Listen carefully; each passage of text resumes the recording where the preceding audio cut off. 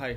So here we are going to learn how to connect HubSpot to your n8n workflow. So first of all, let's name it.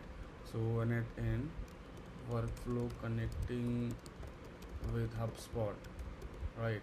So I have seen on many YouTube, but I cannot find very good tutorials on it. So I tried creating myself one. So first of all, we have to select an HubSpot node in a trigger. So here we can get on company created, on company deleted, all different type of triggers.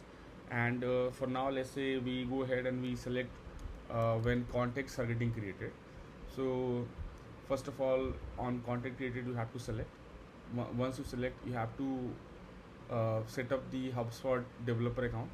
This is the most interesting part. Here we need to create a new credential that can be connected with the n8n workflow.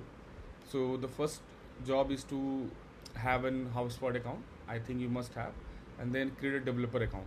So to create a developer account, you can go over here into developer.hubspot.com, and then you can create an app. So for example, this, let's call it n8n workflow HubSpot app. So let's write a description.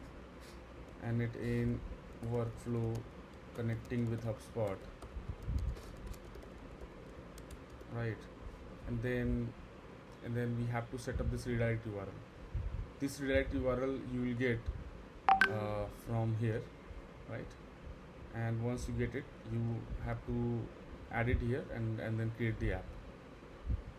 Once you create the app, it will show the app is created. Now if you go back to OAuth, then you can see the app ID is there, client ID is there, client secret is there. So you can click on show and it will show the client secret. Also, you see the most important part is the scope. If you not add the scope properly, then it will not allow you to authenticate the app or n8n workflow.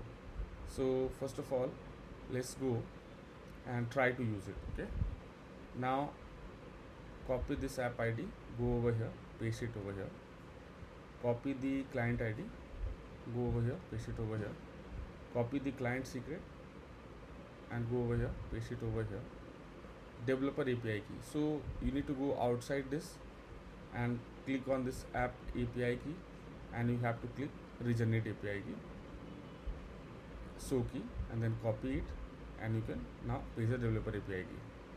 So then you will click on connect my account. It will show you one of the account that you already have, like anyone has HubSpot account. Then this is the error will come, authorization failed, because there is a mismatch between scopes in the install URL and the app configured scope. So this is the one that we need to solve, right? So for that, we need to apply the scope in the particular HubSpot app. So go to auth again, go to scopes, and then here, from here you can find what list of scopes we need.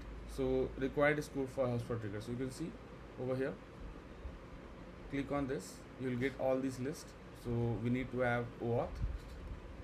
So OAuth is already there because it's required. Then we need this companies create, right? So we apply and update it. We need CRM companies read. So we click over here. Then let me do it faster. Read. Then schema read. Then this read. Then this read, deals read. Right, and then update it, and then make the save changes. Now go back and try again connecting it. Connect my account. I'll select the, not a developer, don't select developer account, select the account that you already have, like HubSpot. That will show this is unverified app because it's not verified, it's not listed. Connect the app, and then it says get connected over here. So you can see the account is connected and the HubSpot credential is saved. And let me even name it HubSpot n8n workflow API key tutorial. Okay, save it, come outside of it. Here you can select an event. When company is created, contact is created, and the same way the data will come. So for example, you want to test a step, you have to create event in the HubSpot or add a new account in the HubSpot so that the data will flow over here. Yeah, I hope you like this tutorial. Thank you.